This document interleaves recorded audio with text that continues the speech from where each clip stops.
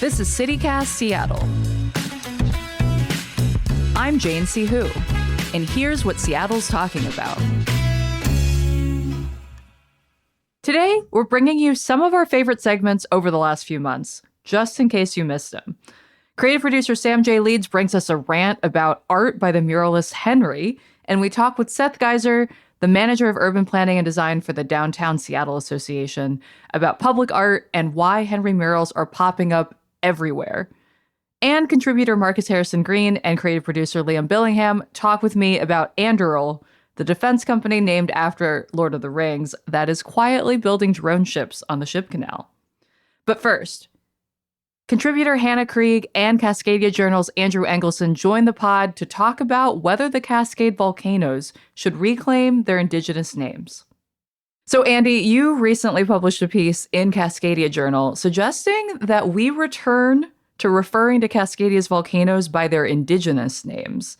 And I wanted to ask what brought that about. It feels like the names that we use for these volcanoes were given to us by British explorers in the 1790s, and they really have no connection to our place. Mount Rainier was named for this admiral in the British Navy who never set foot in the Pacific Northwest. Yeah, Peter Rainier never came to Washington. No, and he fought against the Americans in the Revolutionary War, actually.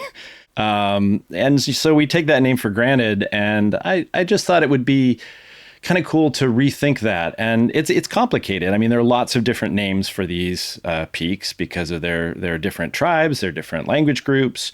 But there are some kind of agreed upon common names for them. And I think it would be good to start using those. Yeah, so run us through what these new potential proposed names could be. Yeah, so if we start up in the north, what we know as Mount Baker today is known as Kulshan. Or Coma Kulshan. Glacier Peak, which is a little lesser known, it's a remote one south of Baker, is known as Tacobed. The mountain here in Seattle that we look at when the clouds are gone should be known as Tahoma, which we know as Mount Rainier. Mount St. Helens, which erupted in 1980, is generally the agreed upon sort of anglicized name is Lewitt. And then to the east of that, Mount Adams, which was named for President John Adams, is referred to as Pato. And there are other variations on these names, but these are kind of the ones that are generally agreed upon as anglicized, accepted versions of them. And that's up to debate. I think, if indigenous folks wanted to refer to them to different names and insisted, we should call Tahoma this, we should all be listening. Hannah, have you heard of any of these indigenous names before? I definitely have heard of Tahoma. I don't even know if I know many of these mountains otherwise. So I'm not the most geographically gifted, but definitely have heard, people refer to that mountain as Tahoma before. I've also heard Kulshan. Mm-hmm. I feel like that is becoming a more commonly used name as well. And I've started making an effort to try and refer to Tahoma instead of Rainier. Sometimes I'll say both just in case people don't know the other name. Mm-hmm. But I mean, what movement is there right now to make this official? Well, last year, actually, the Puyallup tribe launched a campaign to basically get people to start using it. And you can go through, there's a formal process to actually rename the state's names. There's a geographic board of names. It's through the Department of Natural Resources. And it takes a lot to do that. They're reluctant to change something, obviously. This is not a whim, but that they require generally a pretty big reason to change it. But the tribe is campaigning to do that. I actually went down that little rabbit hole earlier of looking at the Committee on Geographic Names. And so what are the criteria for renaming something? I don't remember all the specifics. I do remember that there was a campaign to rename rivers, lakes, streams, and mountains in the Cascades that had offensive names. So that were named for, offensive names for ethnic groups generally, which were named in the 1900s mostly by miners. And that was deemed, obviously, a really valid reason because those names were offensive. And so those were officially renamed. And then there's a process at the federal level as well, but. Is part of the reason like there is like high criteria or reluctance, like I imagine if it was officially renamed, not that this is saying they shouldn't rename it, just like thinking through maybe the state's arguments, like is it like really expensive to change all the signs, and they have like the tourism industry, and like what kind of expense are you looking at when you rename a mountain, I guess? Yeah, I mean, it would be terribly expensive. And, you know, you have the issue of it's Mount Rainier National Park. So the federal government is probably not going to rename it, you know, and you have to change all the maps and road signs. Yeah, so it's a big cost. But my belief is that we need to be making those names more appropriate. It feels like they're just disconnected, and it's this colonial artifact that we just accept. I do feel like often the official word on renaming something is far behind whatever the social norms are. Yeah. So it does seem like maybe a first step, at least, would be making people aware that obviously these mountains have an indigenous name. Mm-hmm. Well, this all happened in Alaska too, over Denali, Mount McKinley, which there was a long campaign in Alaska and very popular among like conservatives and progressives, and they really wanted to change that. And then Donald Trump came in and insisted that it go back to Mount McKinley. I had already forgotten that happened, to be honest. Like, I feel like it's been such a wild ride that I forget what has been overturned and then reverted and all of the twists and turns. Right. So I was looking at the Committee on Geographic Names and what the recent entries are. And it does seem like tribes are really leading the effort on a lot of these efforts to either rename or even give certain things names that historically had indigenous names, but maybe have not been named in English per se. So the Sklallam tribe has a entry proposing that we rename what is currently called Rat Island to Duck Island. And in their application, they say that the current name is degrading, given that this area has significance for them as a ceremonial site and also as a place where they had a lot of cultural resources. And also the Ho tribe is asking to name a tributary of a creek called the Hell Roaring Creek. And they want that tributary to be named Little Hell Roaring, which rules, by the way. That's just an amazing name. But they wanted to name this as a way to get more attention to conservation efforts for it, because it's at the entrance of Olympic National Park's Ho Rainforest. And it seems like, I don't know how often the committee meets and exactly what criteria they're looking for in deciding either way. But I just think it's interesting that, we are continually thinking about, like, what are we calling these things? And also, like what does or doesn't get a name? I am curious what else you think we should return to its indigenous roots. The one that comes to mind for me is Blake Island, which I think we've talked about on this show before, just off the coast of West Seattle. One thing I think could also be changed is the Columbia River. This is named for Columbus, who has a not good history in the history of the indigenous Americas. And the Sahaptin tribe language calls it, I'm probably getting the pronunciation wrong, but it's Nichiwana. And I think that makes sense. Hannah, any thoughts? I'm like trying to think of one geographic feature. I'm like, I don't know. No, that's fair. We can rename them all though.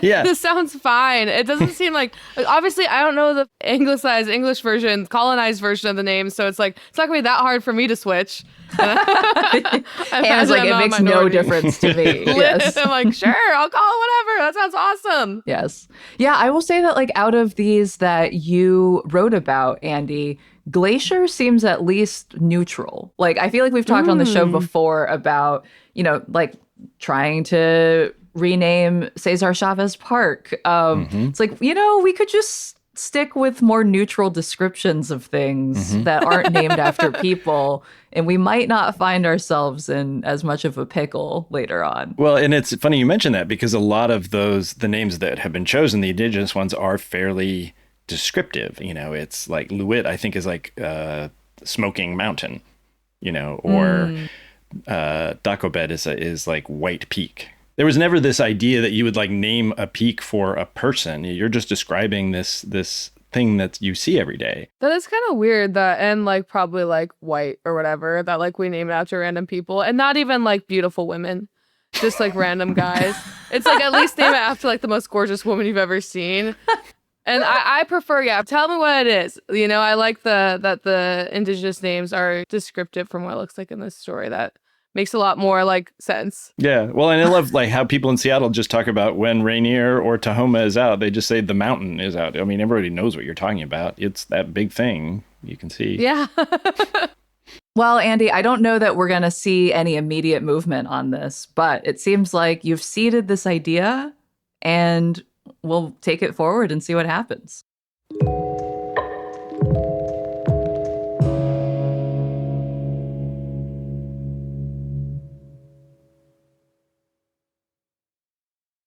Jane, have you noticed that there are all of these really kind of colorful, cartoony murals that are popping up all over town? Yeah, I've seen a lot. Yeah, so they're by this artist named Henry Ward. You've probably seen his signature on them. Henry, yes, I know yeah. Henry. Yeah, okay. So he's like kind of known in Seattle, has been probably as long as I've lived here and since before then.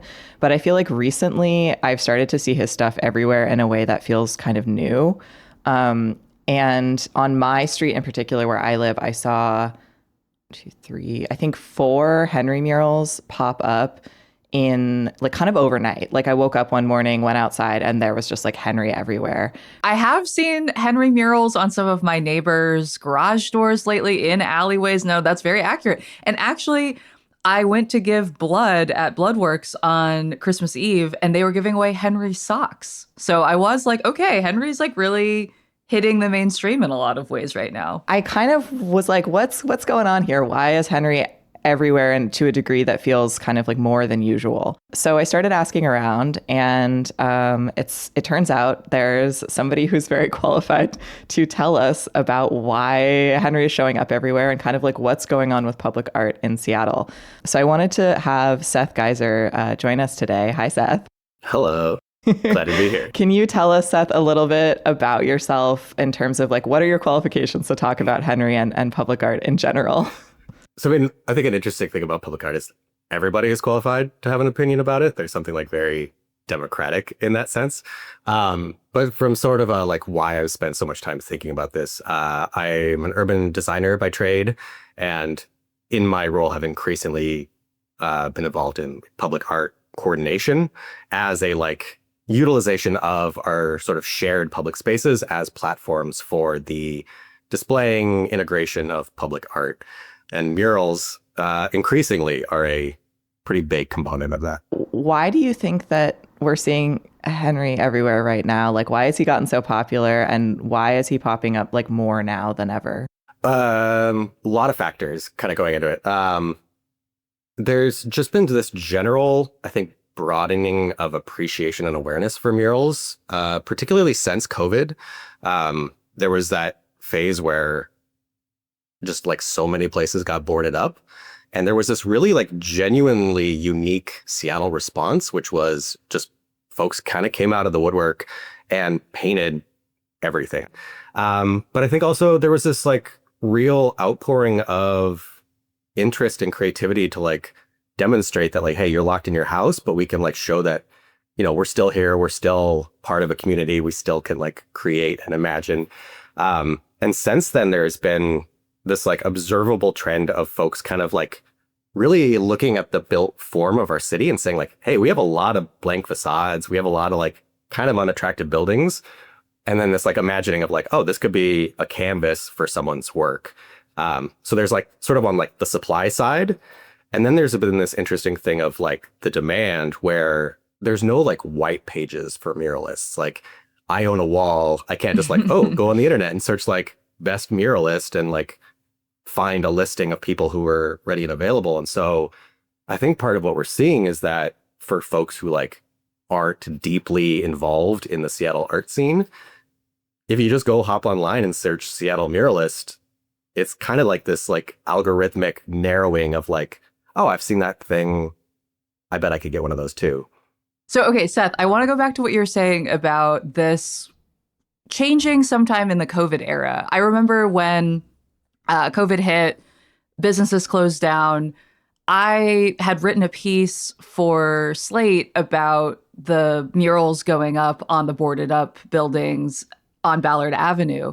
And I talked to an artist who had been contracted to make some art. And we ended up having this fascinating conversation about how he had never really identified specifically as like a muralist, but more as a graffiti artist. And I wanted to ask you, what is the connection there? What is the line between graffiti and public art? Because I feel like people have always had conflicting opinions about that. For many years, graffiti was seen as a scourge on our city and that it needed to be removed immediately. But it feels like we have turned more towards thinking of that kind of art as art. But where do you see that line being, and how's the conversation changed since COVID? Yeah, I mean, that's a tough one. Like, that's dissertation level question that, like, honestly, like, folks have been grappling with since, like, civilization in numbers. Like, I mean, they found graffiti in the ruins of Pompeii. I mean, you could kind of argue, like, cave paintings were a form of, like, as long as humans have been getting together, there's a desire to, like, leave marks. And I imagine there's always been a spectrum of sort of permitted, organized, paid, blessed to the like renegade. I'm going to go out at night and just put my mark up there. And it's very curious, like how that sort of like societally shifts of what is either like cool and in favor and what becomes like under certain political regimes, like you can go to jail for, you know, your street art. And so it becomes largely, I think, a conversation of kind of like the current cultural dynamic. But then also I think there's a certain degree of really like context matters where like you throw a tag on a utility box, not a big deal. You go tag somebody's private house. We're starting to get a little more problematic. And then, you know, you go hit up a major wall that is like held in the public. Folks really start to notice and care that like it's no longer this like little thing that you're doing sort of in isolation for yourself. It now becomes part of like our shared cultural fabric that like I don't necessarily have a choice not to see because maybe it's near where I live or it's on my commute to work. And yeah, it can get really contentious really fast. And it's tough because yeah, the gray area between a graffiti scrawl and fine art can be really subjective and aesthetic. I was sort of like digging into the Henry lore. And I know that he started off as somebody who was painting as a way to create imagery that went with some of the psychosis that he was experiencing. And his murals were kind of a part of him pulling himself up out of homelessness, out of drug addiction, and deciding that like he had something that was worthwhile to share in the public eye. And I really like respect that and think I didn't know any of that about Henry. Yeah, it's like pretty cool and like beautiful, and it gives his work like a slightly different meaning. But by the same token, I think because it is everywhere now and because his sort of story behind it isn't as well known, in some ways it feels like it's become like the face of gentrification a little bit in Seattle. And Seth, I'm curious if you can talk about that a bit of like why all these new builds that are going up are choosing to work with Henry. And maybe this is just me personally, but I feel like there's kind of this feeling of like a repetitive symbol and like there's not as much of a message behind he his literally art. said that he wants to paint like 10,000 Sasquatches on buildings, right? So I think the repetitive bit is something that he's, you know, explicitly said that he wants to do. So yeah. So like, why does that feel off-putting to me? Am I just a hater? Like what is that? What's going on there? Yeah. And I think like it really gets to the distinction between sort of like capital P public art and more of like gallery focused work where I feel like, yeah, if these were print reproductions that people could buy and display in their homes, like I doubt it'd be part of the conversation. But because it's reached just sort of this like saturation point of ubiquity that like it's hard to kind of avoid them at a certain point. Folks are feeling a kind of way about it. And as I've like talked to people, the feelings are all over the place, from like pure hatred to like, what's the big deal? Why do we like, there's so much else to worry about right now. Fair. And there's like a sense too of like, you know, a sense of obligation. Like, do artists owe the public something when they're doing art that can be viewed? Like, do I need to talk about cultural issues? Do I need to speak to a larger community? Or do I get to do things that are more personal and then people can find stuff within it? You know, I heard somebody like refer to like sort of like the Labubu of murals, where it's like, it's kind of fatty. Everybody wants one. Maybe there's a little bit of variation that makes it feel like yours, but like when you sort of squint, they all look identical. And so I think like the tension there then is like, how do you sort of like create at scale to like pay your bills? But also, how do you continuously refine and infuse your work so that it's saying something fresh and new that doesn't feel stale and repetitive, that people can continue to find new things within it, as opposed to just being like, oh, another one. Is Henry the Taylor Swift of the Seattle public art scene? I only feel like there's one era, though, and that's part of the problem. That's true. Maybe he just needs a different era. I don't know. What do you feel like would be the ideal focus for public art if you could have a say in what kind of new art is being propagated around the city? I think it's just, it's a continuation of broadening the reach of who gets to participate.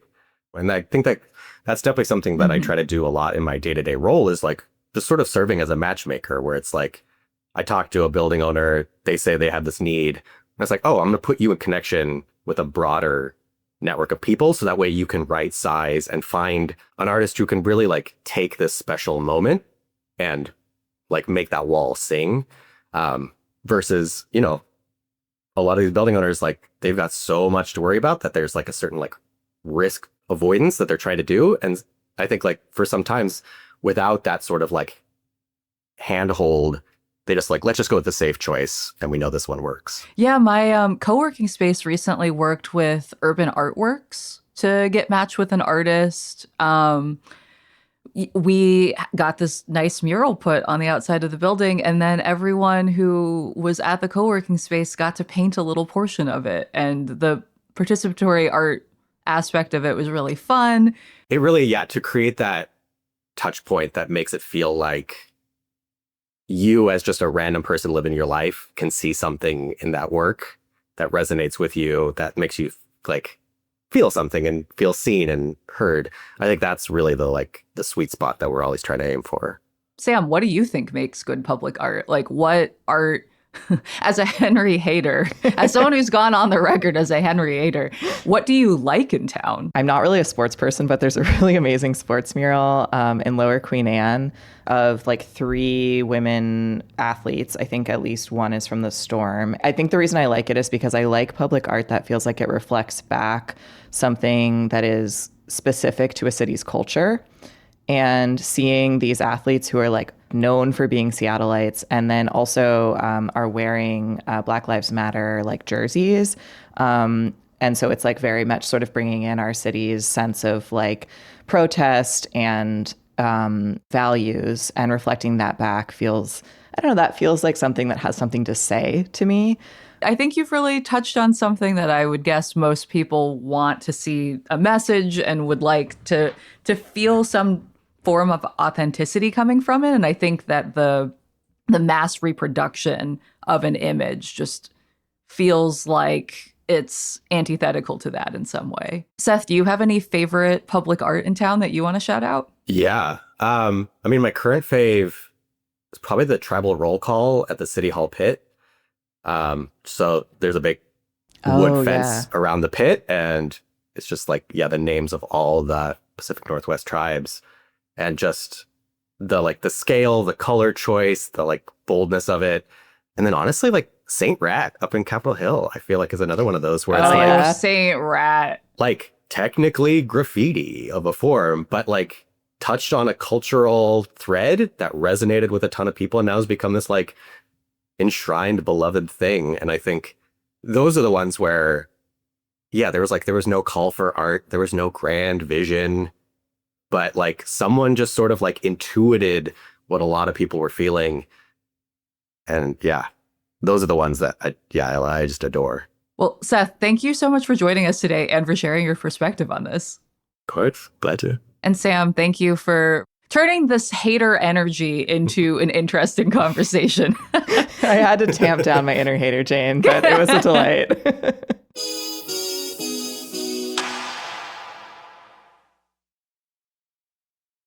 So, Marcus, you sent us this piece from GeekWire, and I just learned that one of the shipyards that I regularly ride my bike by is actually building drone warships. So, GeekWire reports that a company called Anduril Industries has moved into the Old Foss shipyard along the Ship Canal Trail, and it builds autonomous surface vessels, which is basically a fancy way of saying drone warships. What? I guess my first reaction to this is I had no idea. Did you all know about this? No, I was like, is this like the Oppenheimer movie, except, in the Pacific Northwest? Like, my God, right? I mean, there's no signage. You just drive by, it's nondescript, and literally there are drones being built for war, like in our backyard. And like, this is wild. And I'm quite frankly surprised that this hasn't been a bigger story. GeekWire also talks about the company Saronic, which is also building autonomous vessels and AI-driven maritime technologies. What a phrase. And they wondered... No more pirates, you guys. It's sad. No more pirates. No more pirates, just AI-driven maritime I can't imagine a technologies. robot being like, oh. These military euphemisms. God. Yes. But the GeekWire piece wonders why Saronic, which is, this big company, doesn't have more of a footprint here, given that we have the perfect mashup of AI, defense, and maritime. So GeekWire actually reached out to the Washington Department of Commerce, and that department said that they actually had received a request last summer that, quote, appeared to match Saronic's requirements, which was a space that was the equivalent of 290 football fields.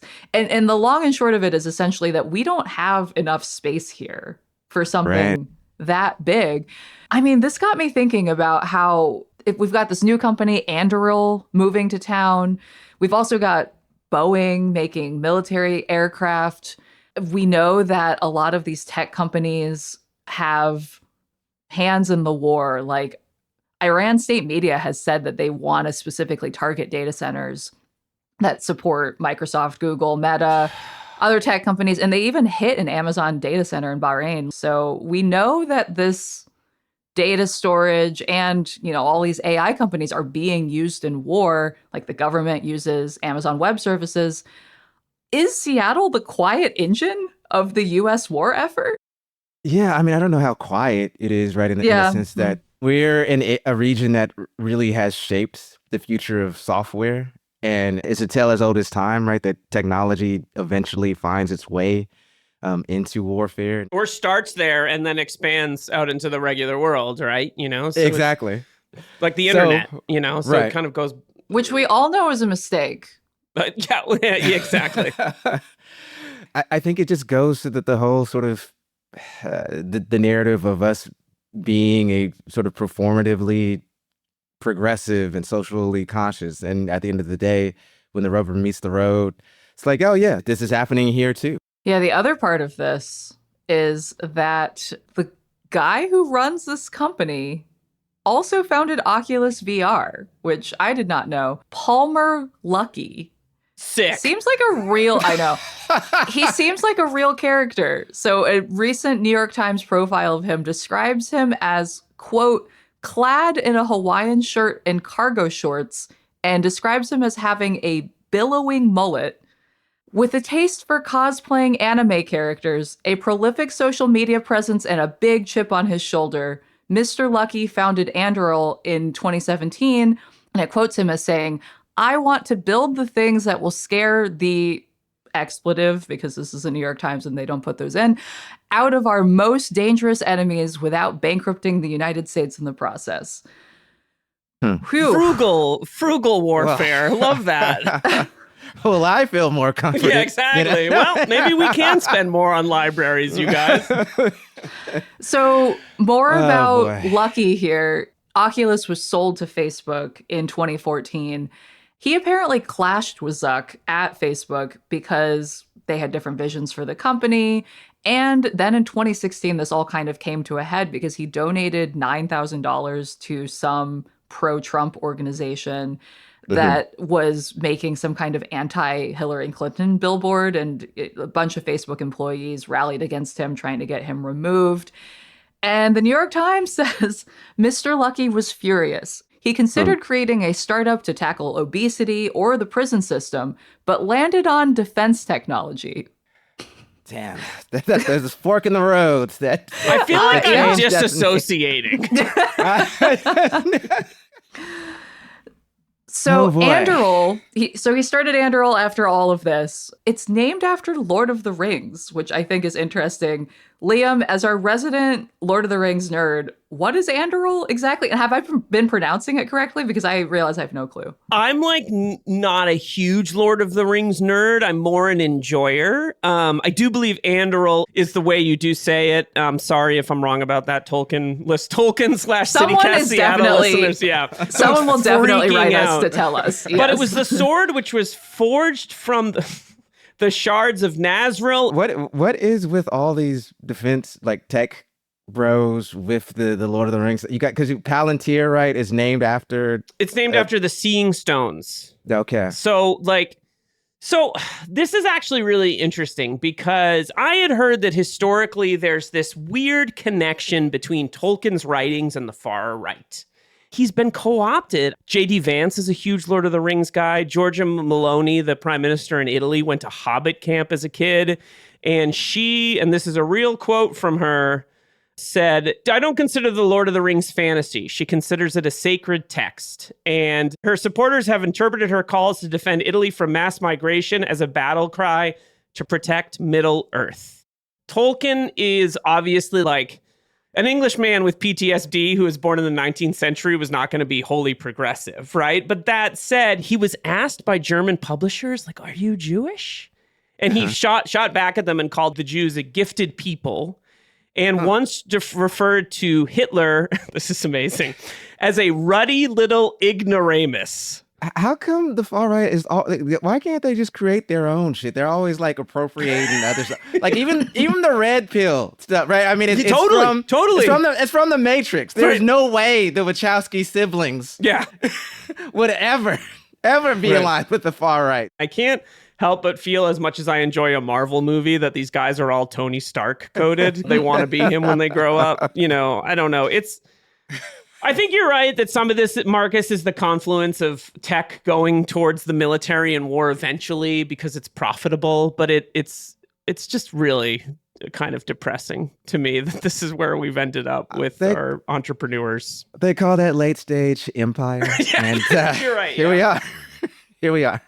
Yeah, I mean, I was reading a piece earlier about why so many Silicon Valley startups have either Lord of the Rings related names, or like that their founders will have like rooms in their buildings named after Lord of the Rings references. And it seems like it's just like a way for nerds to bond with each other, right? So, But Jane, is that not a clear case for DEI now in tech? Because there are Black and Asian nerds, man. That's it's true. You know? It's true. Honestly, if you're gonna have like a war company named after Lord of the Rings, you gotta just go straight Mordor. Like, just be open about what They don't think they're Mordor is the problem. You know, I would appreciate a self-aware villain. So if you're gonna do it, please. That's all for today here at CityCast Seattle. Thanks so much to all of our guests and contributors for the great discussions. And listeners, share your thoughts with us about Henry, Cascadia's volcanoes, or Anduril by sending us an email at seattle@citycast.fm. You can also always text us or leave a voicemail at 206-880-3931. I'm your host, Jane C. Hu. Until next time, see ya, Seattle.